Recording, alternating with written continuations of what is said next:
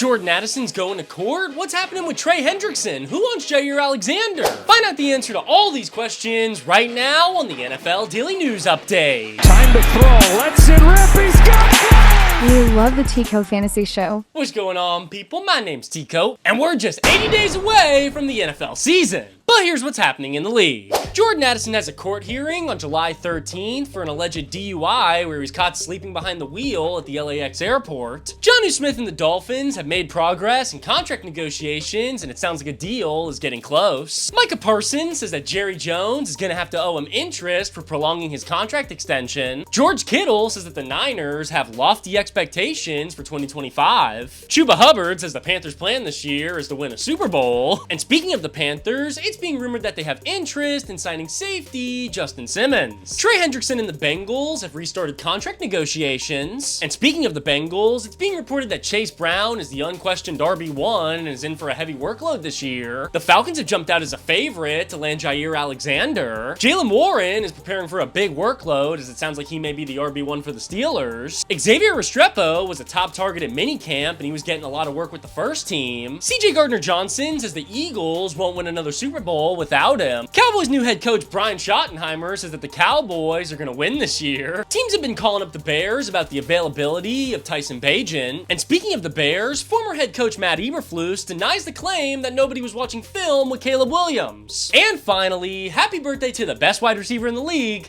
Justin Jefferson. If you want to stay up to date with daily NFL news, make sure you're following.